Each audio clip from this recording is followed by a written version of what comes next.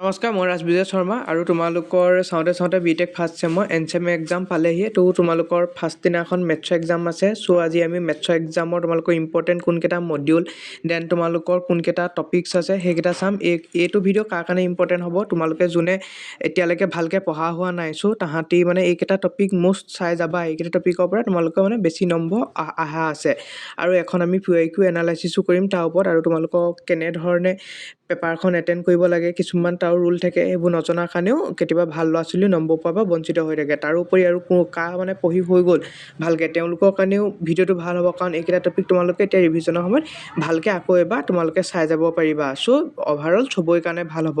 আৰু এইটোতো তোমালোকে জানিবই লাগিব কেনেকৈ তোমালোকে এটেণ্ড কৰিব লাগে। ফাৰ্ষ্টে এটা কথা কৈ দিছোঁ, গোটেই পেপাৰখন কৰিব নালাগে, তাই তোমালোকৰ দুটামান ছেকশ্যন কৰিব নলগাও থাকে হা। প্ৰথমৰ ওপৰত লিখিয়ে দিয়ে 5টা কৰিব লাগে, সেইটো বহুতে নেদেখে, ভুল কৰে। এখন মই QIQ লৈ আহিছোঁ, সেইখনৰ মতে তোমালোকক দেখাই দিম তোমালোকে কেনেকৈ কৰিব লাগিব। এখন QIQ লৈ আহিছোঁ মেথছৰ, সেইখনত দেখাই দিম কোনকেইটা কৰিব লাগে দেন তোমালোকক কোনকেইটা কৰিব নালাগে। তোমালোকে এতিয়া দেখি মানে বুজি পাবা।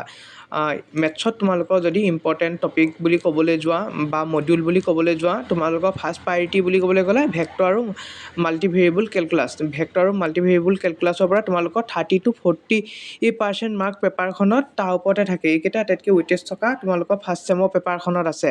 ইয়াৰ পৰা তোমালোকে যদি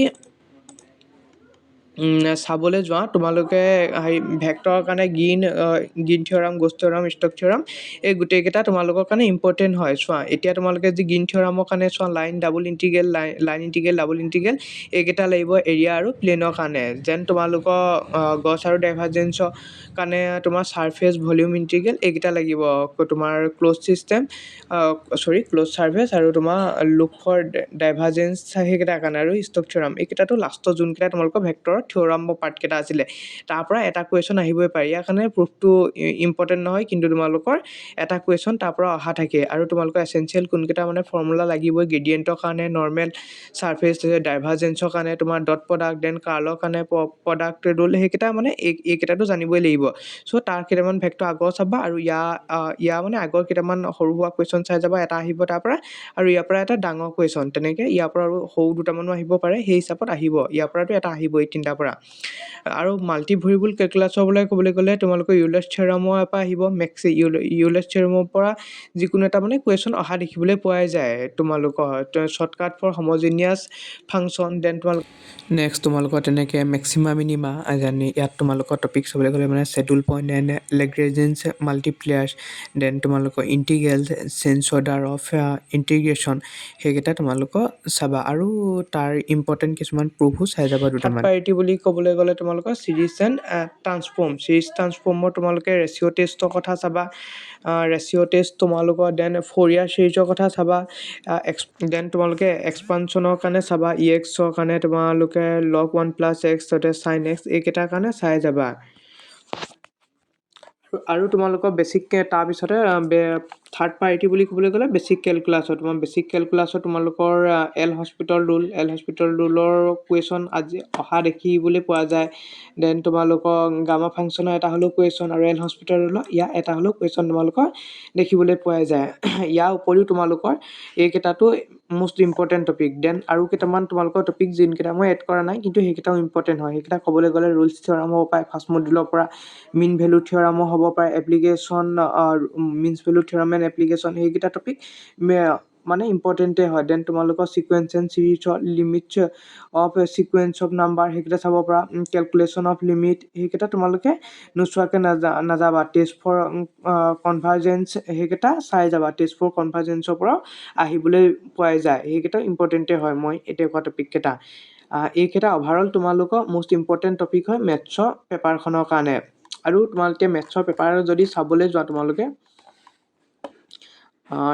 ইয়াত দেখিছা তোমালোকে মেথছৰ ইয়াততো প্ৰথমকেইটা MCQ টাইপ, MCQ ইয়াত কোনকেইটা আছে, গোটেইকেইটা তোমালোকক MCQ লাগিবই ইয়াত থকা।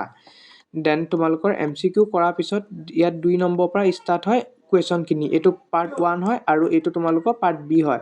ইয়াত চোৱা, প্ৰথমতে এটা কথা লিখি দিয়ে, এইটো বহুতে মন নকয়। তোমালোকৰ attempt the question number 1 of part A and any 5 from part B from the part B any 5 কৰিবলৈ কৈছে কিন্তু তোমালোকৰ যদি ইয়াত চাবলৈ যোৱা 2ৰ পৰা এটা আছে 2টা আছে 3টা আছে 4টা আছে 5টা আছে 6টা আছে 7টা আছে মানে ইয়াৰে যিকোনো 2টা কৰিব নালাগে এইটো বা এইটো তেনেকৈ যিকোনো 2টা কৰিব নালাগে অকল ইয়াৰ পৰা বাকি 5টা কৰিলে হ'ব এতিয়া এটা কথা হ'ল কোন 2টা নকৰিম তোমালোকৰ কথা লাষ্টৰ 2টাও নকৰিব পৰা নহলে ইয়াতো প্ৰথমৰ মাজও কোনবা 2টা নকৰিব পৰা কিন্তু এটা কথা মনত ৰাখিবা যদি তোমালোকে 4টো নকওঁ ভাবিছা দেন তোমালোকে 4 বোলে এটো নকওঁ কিন্তু বোলে মই সিটো পাৰিম সিটো কৈ দিওঁ তেনেকুৱা কথা নহয় 4টো নকৰিলে তুমি গোটেইটো নকৰিব লাগিব বাই চান্স যদি তুমি এনেকুৱা হয় এটো ভুল হয় কিছুমানৰ 2টা পাৰিলে ইয়াত 2টা কৰিলে দেন তোমালোকৰ 3টো 2টা পাৰিলে ইয়াত কৰিলে দেন তোমালোকৰ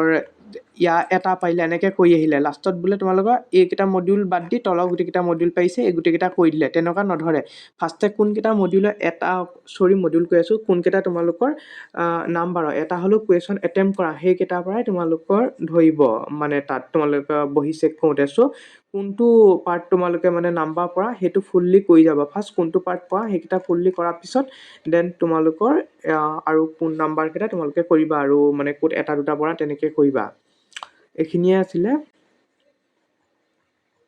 চ' এইখিনিয়ে আছিলে তোমালোকক কেনেকৈ এটেম্প কৰিব লাগে কুৱেশ্যন পেপাৰখন দেন তোমালোকৰ এইকেইটা মষ্ট ইম্পৰ্টেণ্ট তোমালোকৰ টপিক কেইটা চ' যদি কেনেকুৱা হেল্প হৈছেনে ক'বা আৰু যদি তোমালোকক ফিজিক্সৰ কাৰণে লাগে তেতিয়াও ক'বা ইম্পৰ্টেণ্ট কোনকেইটা টপিক আৰু মডিউলৰ কাৰণে চ' ইমানেই সকলো তোমালোকক যদি কোনোবা এটা ছাবজেক্টৰ নোটছ বা PYQ সলিউশ্যন এতিয়া যিখন দেখাইছোঁ এইখন হওক বা অন্য কোনোবা ছাবজেক্টৰ তেনেধৰণে PYQ সলিউশ্যন লাগে তেনেহ'লে তোমালোকে স্ক্ৰীণত দেখাই এই নম্বৰটো দিব পাৰা নহ'লে ইয়াত মই তলত হোৱাটছআপ গ্ৰুপটো দি দিম হোৱাটছআপ গ্ৰুপটো যাব পাৰা বিটেক হেল্প জোনৰ পৰা তোমালোকে ল'ব পাৰা গোটেই বস্তুখিনি তেওঁলোকৰ পৰা পোৱা যায় ধুনীয়াকৈ ইজি ফৰ্মেটত থাকে তোমালোকে চেক কৰি চাব পাৰিবা ধন্যবাদ ইমানে আছিল ভিডিঅ'টো চ' তোমালোকৰ সকলোলৈকে লাষ্টত অল দ্য বেষ্ট চ' তোমালোকৰ এক্সামৰ কাৰণে ভালকৈ দিবা এক্সাম দিয়া থেংক ইউ